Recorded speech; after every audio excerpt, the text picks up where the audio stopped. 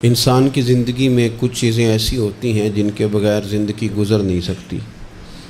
اتنی دیر تک جتنی دیر تک وہ چیز اس کے پاس موجود ہوتی ہے اسے نہ اس بات کا ادراک ہوتا ہے نہ احساس ہوتا ہے، لیکن جب وہ چیز اس کے پاس سے رخصت ہو جاتی ہے، اس کے پاس کسی وجہ سے خدا نخواستہ وہ چیز موجود اور محفوظ نہیں رہتی، پھر اسے احساس ہوتا ہے کہ ایک بہت بڑی نعمت تھی میرے پاس، وہ مجھ سے چلی گئی۔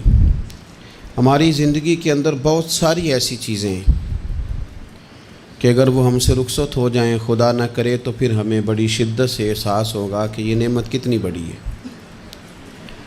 آپ قوس و قزح کے رنگ دیکھتے ہیں، دھوپ اور چھاؤں میں لوگوں کے چہروں کو ملاحظہ کرتے ہیں، آپ اپنے بچوں کو محبت کی نظر سے دیکھ کر دل کو ٹھنڈا کرتے ہیں، آپ اپنے ماں باپ کو محبت کی نظر سے دیکھ کر کامل حج کا ثواب حاصل کرتے ہیں، قرآن مجید کی زیارت کر کے آپ اپنے دل میں بہت سارا سرور محسوس کرتے ہیں، لیکن یہ ساری نعمتیں اتنی دیر تک آپ کے پاس ہیں جب تک آپ کے پاس آنکھ کی نعمت موجود ہے۔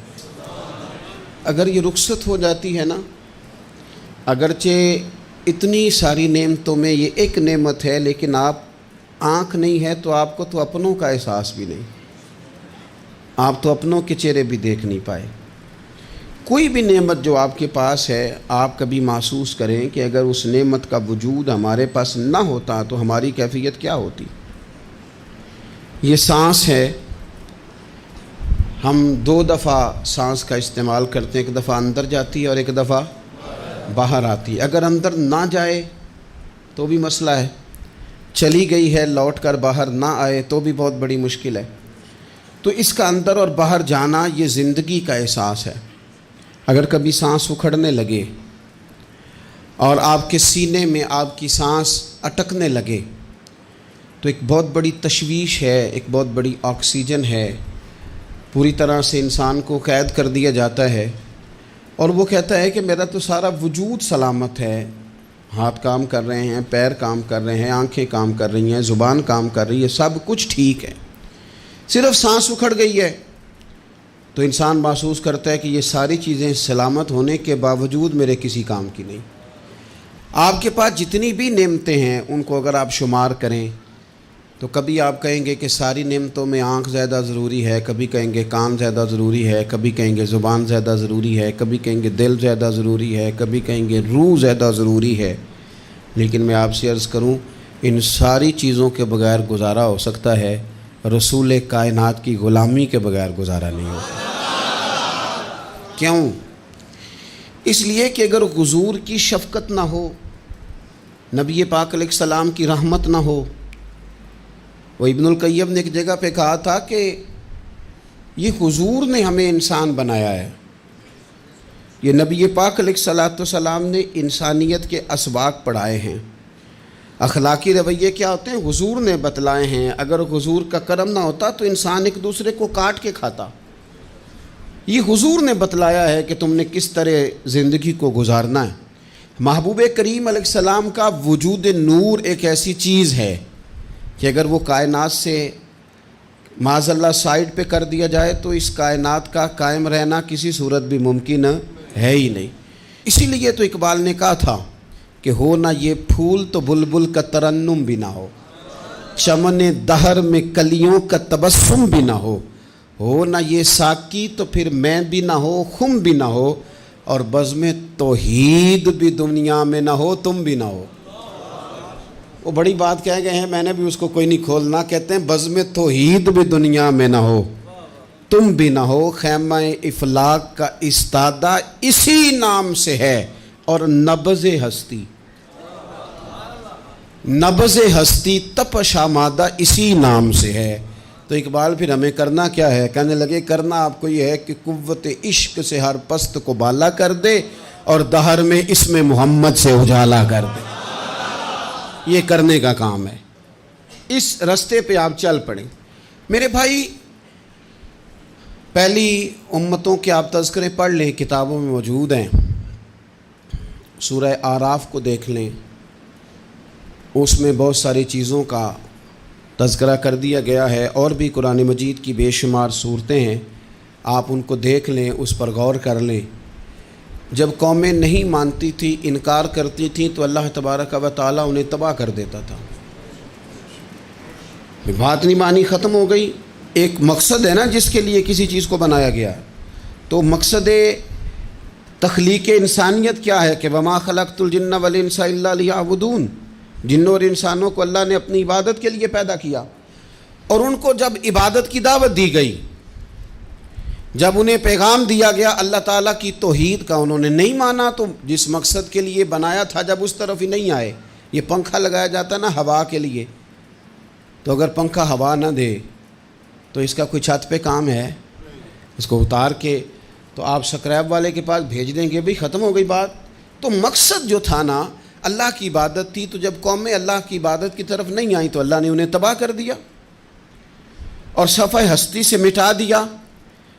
اللہ تعالیٰ کے پیارے محبوب علیہ السلام نے کفار مکہ کو، قریش کو، عالم عرب کو، عالم انسانیت کو دعوت دی، وداعیا الی اللہ باذنہ وسراجا منیرا۔ اس منصب پر فائز ہو کر حضور نے دعوت دی۔ جب انہوں نے دعوت کا انکار کیا، حضور نے انہیں عذاب سے ڈرایا، اللہ کے عذاب سے، چونکہ حضور نذیر ہیں۔ انہوں نے یہ کہا کہ اگر آپ کہتے ہیں نا کہ ہم پر عذاب آئے گا تو پھر آپ وہ عذاب لے آئیں، ہم پہ آئے۔ جب کوئی آدمی منہ سے تباہی مانگے، جب کوئی شخص اپنے منہ سے یہ کہے کہ کر لیں جو ہوتا ہے معاذ اللہ، تو اگر تو سامنے والا کمزور ہو تو شاید وہ کچھ نہ کر سکے، لیکن یاد رکھنا کئی دفعہ کمزور ہوتا ہے تو کچھ نہیں کرتا، تو کئی دفعہ مہربان بڑا ہوتا ہے،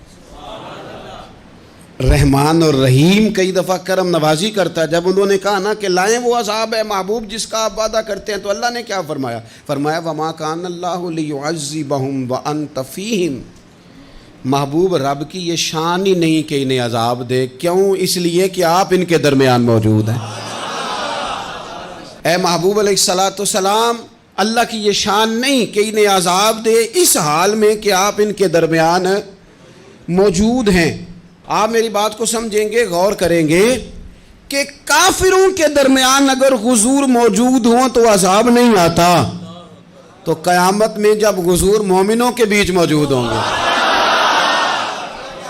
مجھے کہہ لینے دو نا کہ اساں جہاں گناہیاں دا جدوں اعمال نامہ پھرول ہوئے، پھر ذرے ذرے نے سامنے آ جانا ہے، جو جو منہ تھی بولیا بول ہوئے، اساں بھی کول حضور دے بیٹھ رہنا ہے، لکھ عمل ترکڑی تول ہوئے، او دے کولوں بھی رب نے حساب لینا ہے جیڑا بیٹھا ہی محمد دے کول ہو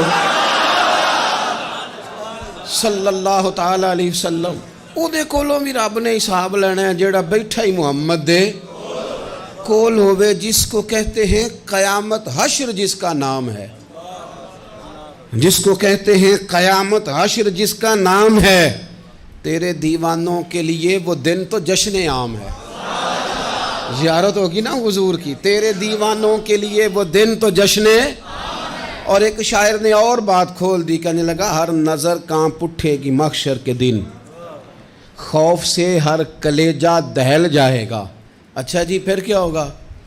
ہر نظر کانپ اٹھے گی محشر کے دن، آنکھیں پھڑ پھڑائیں گی، کانپیں گی اور کلیجے پھٹیں گے۔ منظر ہی ایسا ہوگا، انسان اپنے پسینے میں ڈبکیاں کھا رہا ہے، حساب کا وقت آ گیا ہے اور سورج سوا نیزے پہ ہے، زمین دہک رہی ہے، تو کہنے لگے ہر نظر کانپ اٹھے گی محشر کے دن، خوف سے ہر کلیجہ دہل جائے گا، پھر اوڑھ کر کالی کملی وہ آ جائیں گے، پھر اوڑھ کر کالی کملی وہ آ جائیں گے، پھر اوڑھ کر کالی کملی وہ آ جائیں گے، ہر نظر کانپ اٹھے گی محشر کے دن، خوف سے ہر کلیجہ دہل جائے گا، پھر اوڑھ کر کالی کملی وہ آ جائیں گے، سارے محشر کا نقشہ بدل جائے گا۔ میرے عزیز، حضور کے بغیر گزارا، نبی کریم کے بغیر کوئی چارہ، ہمارا کوئی سہارا ہی نہیں حضور کے بغیر، ہم کدھر جائیں سوائے محبوب کے۔ اس لیے نا صحابہ اس بات پر مطلع ہو گئے تھے، وہ نا بڑی بڑی دھیمی دھیمی باتیں پوچھتے رہتے تھے، اطلاع مل گئی تھی نا کہ اصل کرنا کیا ہے، تو جو رازدار لوگ ہوتے ہیں نا وہ پھر دھیمے دھیمے راز کی باتیں کرتے ہیں، حضرت انس بن مالک حضور کے خادم تھے. اماں نے دے دیا تھا حضور کی بارگاہ میں. کہتے ہیں میں 10 سال مدینے میں حضور کی نوکری کرتا رہا, تو قریب سے دیکھا تھا نا سارا کچھ. بہت ساری احادیث ان سے مروی ہیں, بڑی چیزوں کو دیکھا تھا, تو ہم سیاڑے ہو گئے, باتیں سمجھ گئے. قریب رہنے والے لوگ تو قربان پچھانن والے ہیں, تو گل جان گئے گل کھول دے نہیں. تو قریب پہنچ گئے تھے نا, تو سمجھ آ گئی تھی بات کی. تو ترمذی میں موجود ہے, ایک دن حضور سے پوچھتے ہیں یا رسول اللہ قیامت والے دن آپ کو کہاں تلاش کروں. یعنی حضور علیہ السلام سے پوچھتے ہیں حضور میں نا قیامت والے دن, بھئی بات تو یہ نا کہ اعمال ٹھیک کیا جائے, معاملات پر توجہ دی جائے, عبادات کا خیال کیا جائے, جو ہمارے ذمے ڈیوٹیاں ہیں وہ پوری کی جائیں. تو وہ کہتے ہیں حضور وہ قیامت والے دن کہاں تلاش کروں. تو حضور نے بھی نہیں فرمایا کہ تو اعمال ٹھیک کر, مجھے ڈھونڈنے کی کیا ضرورت ہے, کہاں ڈھونڈوں. تو حضور فرمانے لگے مسکرا کے فرمانے لگے, چونکہ قربان پچھانن والے ہیں, تو اے گل جان گئے گل کھول دے نہیں. حضور علیہ السلام سے کہا یا رسول اللہ میں نہ قیامت والے دن کہاں تلاش کروں. تو حضور فرمانے لگے حوض کوثر پہ. یا رسول اللہ وہاں کیا ہوگا. تو فرمایا امت پیاسی آئے گی تو میں جام بھر بھر کے پلاؤں گا, میں جام بھر بھر کے پلاؤں گا. ایسا کہ تیری خیر تیرے میں کدے کی خیر, ایسی پلا کہ جس کا نشہ عمر بھر رہے. اور ایک نے کہا تھا کہ طیبہ سے منگائی جاتی ہے, سینوں میں رچائی جاتی ہے, توحید کی میں پیالوں سے نہیں نظروں سے پلائی جاتی.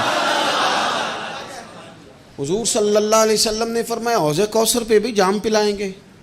سیانے بڑے تھے حضرت انس, اور بھلا ہمارا کر رہے تھے. یہ حضور سے پوچھ کے نا تو ہمیں ایڈریس بتا رہے ہیں, کیونکہ حدیث روایت کر دی نا تو ہمیں ایڈریس سمجھا دیے, پتے بتا دیے کہاں پہنچنا ہے, ساری جگہ سمجھا دی. چلیں جدید دور آ گیا ہے, انہوں نے لوکیشن بتا دی کہاں کر کے نا کس جگہ جا کے سٹاپ کرنا ہے کام. یا رسول اللہ وہاں ملاقات نہ ہوئی تو حضور نے فرمایا پھر پل صراط پہ آنا. یا رسول اللہ وہاں کیا ہوگا. فرمایا امت گزر رہی ہوگی اور میں دعائیں مانگ رہا ہوں گا, رب سلم امتی رب سلم امتی, یا اللہ میری امت کو سلامتی سے گزار دے. تو وہاں آ جانا, میں دعائیں وہاں مل جاؤں گا. قربان جائیں.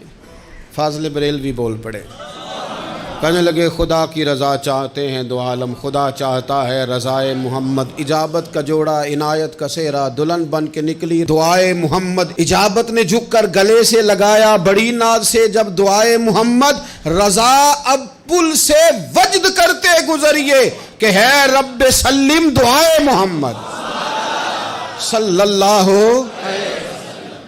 تو عرض کی یا رسول اللہ وہاں ملاقات نہ ہوئی. تو میں نے کہا وہ ہمیں لوکیشن سمجھا رہے تھے, انہیں تو پتا تھا پہلے ہی. ایک قربان پچھانن والے ہیں, تو ایک گل جان گئے گل کھول دے نہیں. تو وہاں نہ ملاقات ہوئی تو حضور نے فرمایا پھر میزان عمل پہ آنا. یا رسول اللہ وہاں کیا ہوگا. فرمایا امت کے عمل تول رہے ہوں گے اور میں ان کے لیے دعائیں کر رہا ہوں گا. میں نہیں جا سکا کبھی بچوں کے ساتھ پیپر دلوانے, استاد کو اجازت نہیں دیتے, کہتے ایک ایگزامینر اور آئے گا کوئی, جس نے پڑھایا ہو اسے اجازت نہیں کہ تو جا. ابا جی کو اجازت نہیں ہوتی کہ وہ ایگزامینیشن ہال میں جائے, وہاں تو کوئی اور لوگ آتے ہیں. یہ بھی عجیب سبق ہے نا کائنات کا کہ سارے تعلیم و تربیت کے اسباق بھی حضور پڑھائیں, رنگ بھی سارا حضور ہی بتائیں, اور قبر کے سوالات بھی سارے ہمیں حضور بتا دیں, اور جب پیپر ہونے لگے تو سراہنے بھی کھڑے ہو جائیں. تو پھر کہہ لینا ایک دفعہ پھر کہ وہ دے کولوں کی رب نے حساب لینا, جیڑا بیٹھا ہی محمد دے کول, وہ دے کولوں کی رب نے حساب لینا. میرے عزیز ہمارا گزارا نہیں حضور کے بغیر.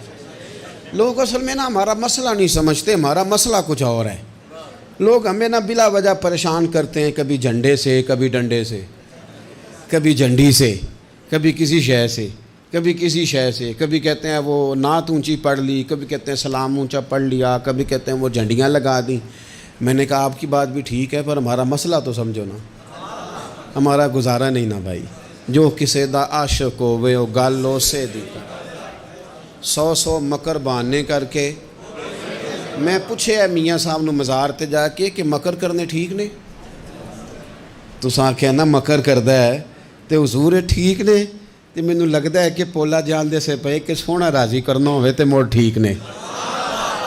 حضور نے ایک دن کہا تھا، حضرت ابو سعید خدری نے کہا یا رسول اللہ، آپ قرآن پاک کی تلاوت کر رہے تھے، قرآن پاک بڑا سونا پڑھتے تھے نا، تو نبی کریم نے سن لیا، اب کیا کریں، دلیل دیں گے تو بات مضبوط ہو جائے گی۔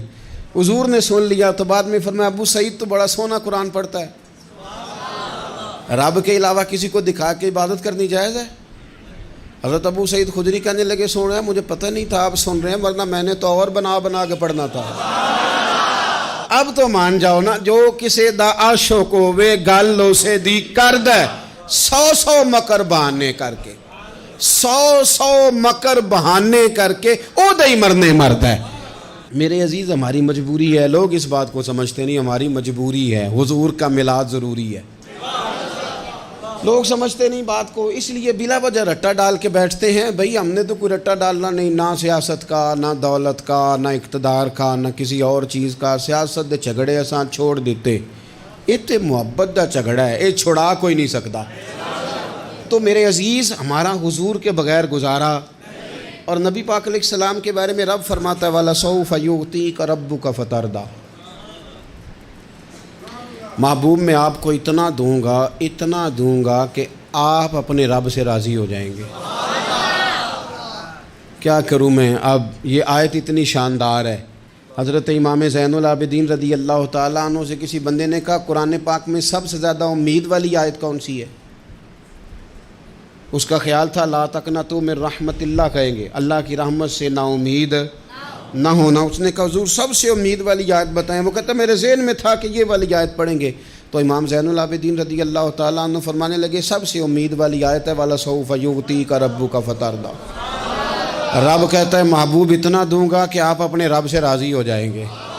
آیت نازل ہو گئی تو حضور پتہ کیا فرماتے ہیں صحابہ سے؟ فرماتے ہیں رب کہتا ہے حبیب تجھے راضی کرنا ہے، اور جب تک میرے سارے غلام جنت میں گئے نہ میں نے اللہ سے راضی ہونا ہی نہیں، میں نہیں راضی ہوتا اللہ سے، سارے جائیں گے تو تب تو میں تو کہتا ہی رہوں گا نا قربان پچھانن والے آتا۔ او گل جان گئے پر گل کھول دے، او گل کھول دے نہیں، پتہ چل گیا بات کا، حضور کے بغیر گزارا، حضور کے بغیر کوئی چارہ ہی نہیں۔ اور خود حضور کیا فرماتے ہیں، یہ سنن ابن ماجہ ہے، میرے رسول پاک صلی اللہ تعالیٰ علیہ وسلم ارشاد فرماتے ہیں، حدیث کے راوی حضرت ابو موسیٰ اشعری رضی اللہ تعالیٰ عنہ، حضور فرماتے ہیں کہ اللہ نے مجھے اختیار دیا۔ یا رسول اللہ کس بات کا؟ فرمایا رب نے اختیار دیا میں چاہوں تو آدھی امت بغیر حساب کے جنت چلی جائے، اور میں چاہوں تو اللہ سے اختیار لے لوں کہ یا اللہ مجھے شفاعت کا حق دے، میں سفارش کرتا جاؤں اور تو انہیں معافی دیتا جائے۔ یہ مجھے اختیار دیا اللہ تعالیٰ نے۔ تو حضور کیا فرماتے ہیں؟ فرماتے ہیں وہ آدھی امت والا سودا نہیں میں نے قبول کیا، میں نے نہ شفاعت لی ہے، کیونکہ یہ عام تر ہے اور یہ کفایت کرنے والی ہے، یہ عام بھی ہے اور کفایت کرنے والی بھی ہے۔ اور حضور نے یہ لفظ کہے، یہ سنن ابن ماجہ کتاب الزہد دیکھیے گا، اس میں روایت مل جائے گی۔ حضور فرماتے ہیں یاد رکھو تمہارا کیا خیال ہے کہ میری یہ شفاعت پرہیزگاروں کے لیے؟ خود جملہ استفہامیہ سے بات کرتے ہیں، تمہارا کیا خیال ہے کہ میری یہ شفاعت جو قیامت میں میں سفارش کروں گا تو پرہیزگاروں کی کروں گا؟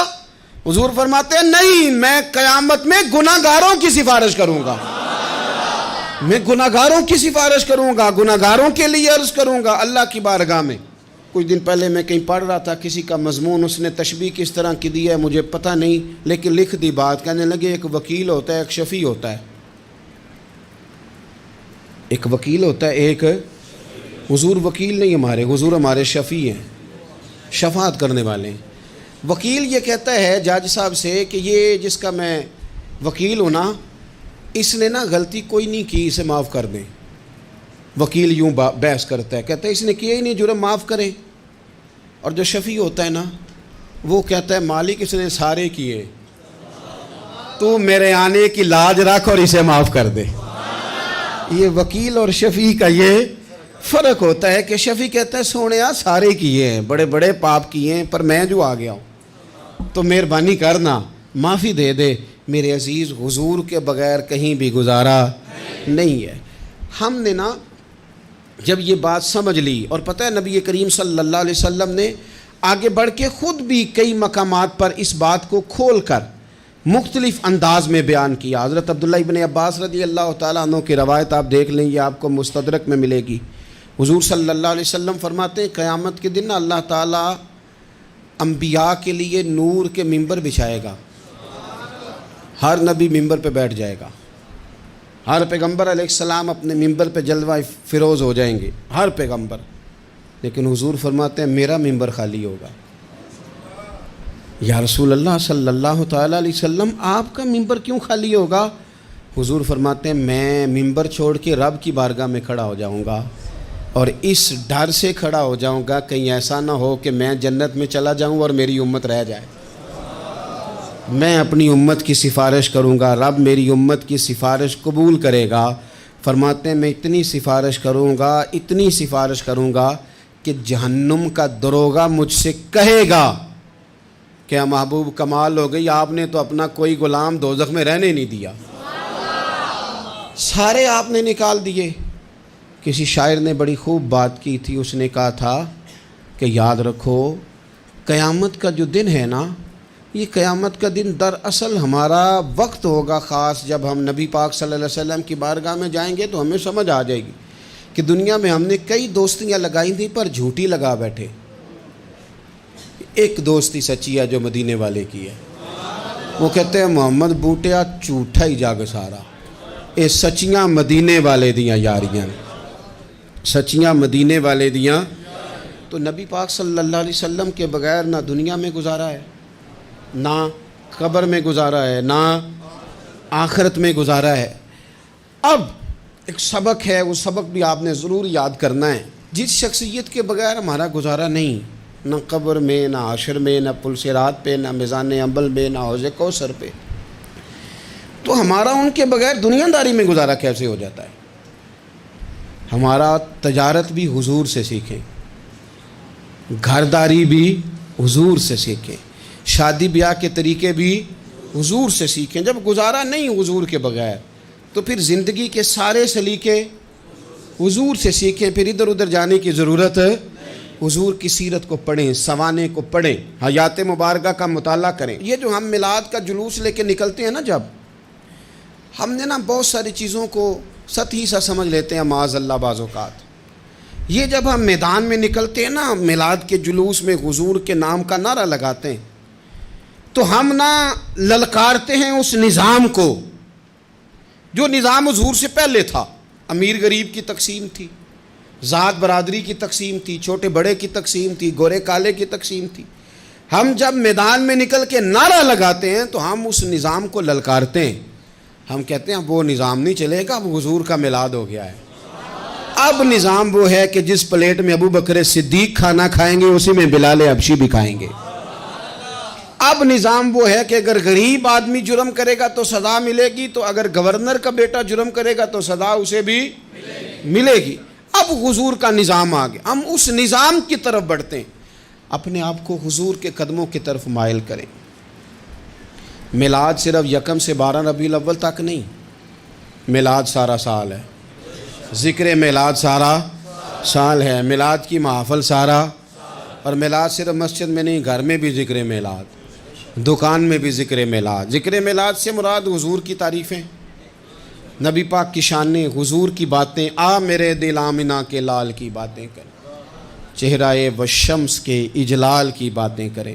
اپنی طبیعتیں حضور کے ساتھ لگائیں، اپنے آپ کو حضور کے قدموں سے وابستہ کریں اور عشق کریں نبی پاک سے۔